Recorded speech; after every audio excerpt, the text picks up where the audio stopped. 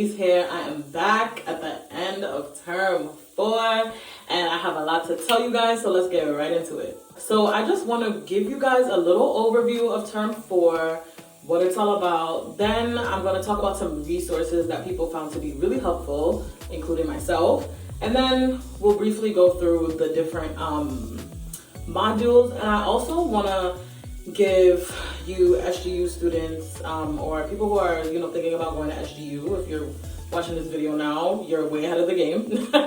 But I want to give you guys some insight as to how students in my class did. All right, so term 4 consists of pathology, pharmacology, micro, and clinical stuff. So in every single module, you'll be learning each of those things. So it's not like one module is just pharm, one module is just path. It's in every single module. So every module is about 4 to 6 weeks, and you have 2 classes a day every day, unless there's like a break for some reason. And each week you have anywhere from 2 small groups to 4 small groups. Most of the time we have 4 small groups a week. So I think the hard part of term 4 comes in where you have a lot of class and also you have to stay on top of small group. So your small group is either going to be about path, pharm, micro, or clinical things, and they're all very important. They're all testable material on your exams. So yeah, small group is really important. It's always been important, but like super important for term 4, especially when you are going to go and take your OCEX exam at the end. Those clinical small groups are like,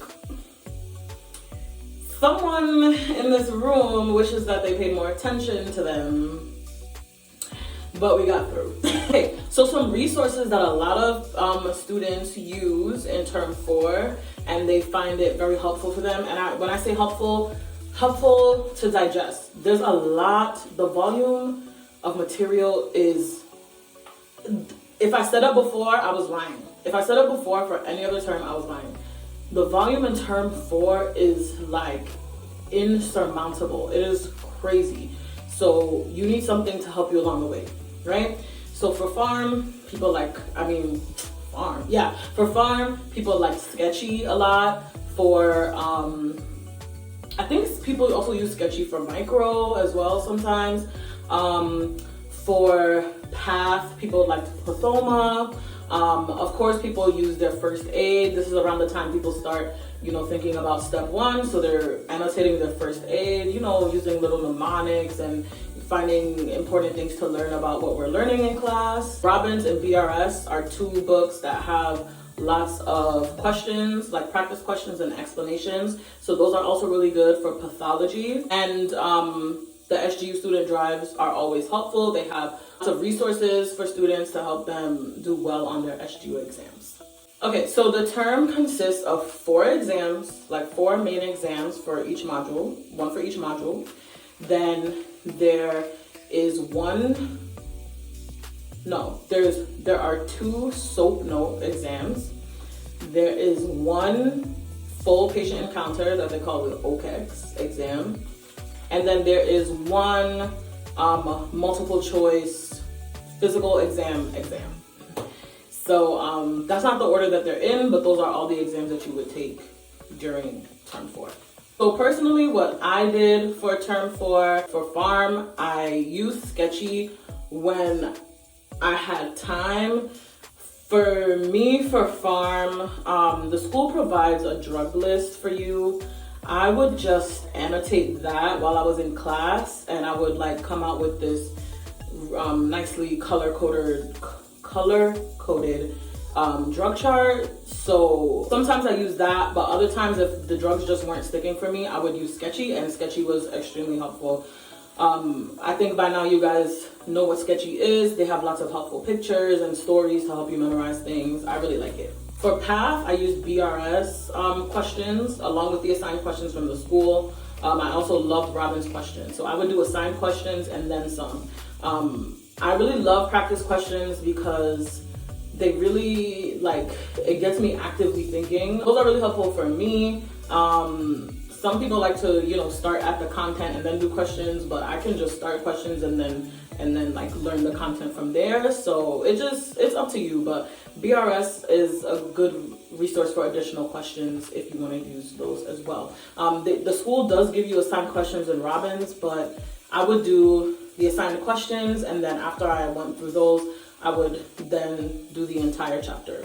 Lastly, I would make charts, especially for Path and Micro. I love making color-coded charts and just like highlighting hallmarks of any one pathology. And charts really help me. It helps me organize all the information that we need to learn, and also highlight the important things that we need to learn. Okay, so the first module that we had is called FTCM, Foundations to Clinical Medicine. And this exam, it's very like, they're just throwing a lot of things at you at this point. Like, it's the first time you see a lot of terminology. You're learning how to do a medical interview. You're learning what certain things mean. You're learning different, what you'll see on different histo, keratin pearls, bridges. Like, you're just like learning all these things and you're like, okay, like it really is the foundations. So for that exam, in my class, about 62% of the class passed that exam. Second module is CRS, which is cardio and renal. For that exam, about 78% of the class passed that exam. The third module is RHS, so it's pulmonary, hematology, and like lymph stuff. The thing about this exam is that you stop getting like experimental questions on exams. So SGU would have like 140 something question exams, but out of the 140 questions, maybe like 24 or something, I can't really remember the number, but let's say 24 would be experimental, and we would have like a certain amount of cumulative questions. But when you get to RHS, it's a 144 question exam. There are no experimental, so every question counts, and there's a lot more cumulative questions. So this is when things start getting harder for students, because if you're tested on cumulative things and you haven't done well in the previous exams, it's going to affect your grade on this current exam. So yeah, RHS was a really hard module, but it was my favorite because it was like, it's the most interesting one in my opinion, hands down. So for this exam, 75% of the class passed, but just keep in mind that we like the pass rate keeps increasing as we move on from each exam, but more and more people are dropping as you go on, if that makes sense.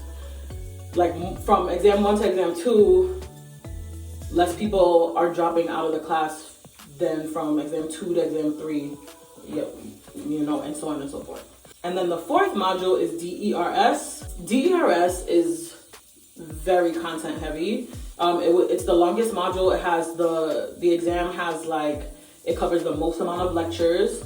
So DERS includes GI, endo, the genital tracts, male and female, and then like breast path, ovarian path, and also micro. So that was my least favorite exam. I ended up doing just as well on that exam as I did on the RHS exam. Don't know how, but thank God. That exam had an 80% pass rate in the class. But again, at that point, from exam 1 to exam 4, about 100 people had dropped from the class. Or I don't know if they dropped or if they had to CR or what, but they weren't included. At the end of each exam, the school gives us they give us a spread of the grades. So like between exam 1 and exam 4, there were like 100 less grades reported in that spread. Let's talk physical exam and the patient encounter being on Zoom. So I think this is the one big disadvantage of not being physically on campus. So we have a physical exam in which we have to use the clinical lectures that we learn in every single module, and we have to study the physical exam. I think as medical students, we're so used to like just sitting down and learning things that a lot of the time that's how we learn physical exam. That's how we learn for exams. So that's what we did for the physical exam. A lot of people, but people who were on campus were able to have that experience of doing the physical exams, physically working with the standardized patients with SGU. And then that kind of like carried over into OPEX, where we had to have the patient encounter. So, you learn how to take the history this term, you learn how to, make sure you understand what the patient is trying to tell you, gather patient information, write the SOAP note, but then you also have to do the physical exam. So what we had to do, the students on Zoom, we had to verbalize the physical exam. So we had to verbalize each physical exam step by step. And that's why I say you really want to pay attention in small group, because we practice verbalizing it in small group, in the clinical small groups. But each person in your small group has a different role. So if you never volunteer to do that role, if you're never assigned that role, you will never have that practice.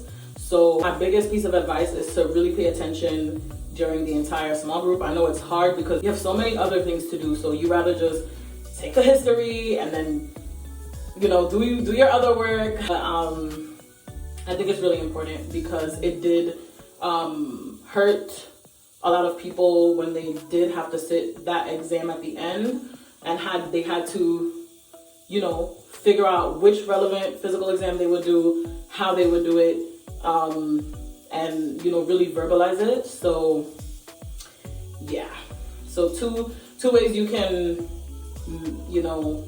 make sure that that's not you. Either go to campus or pay attention in small group and practice it in and out, and practice on your family members, practice on anyone who you live with. Really practice the physical exam, because I think that's the one thing that I know I'm not alone, am lacking from this term. But yeah, guys, good luck with term 4. If you have any questions, please let me know. Please do your practice questions, use Robbins, use BRS, use your first aid to start annotating, start using it. Step is around the corner. Use Sketchy and Pathoma, they're lifesavers. You can't learn everything just by looking at the lecture notes. I really hope this was helpful. If you have any questions, let me know, and I'll see you next time. Bye.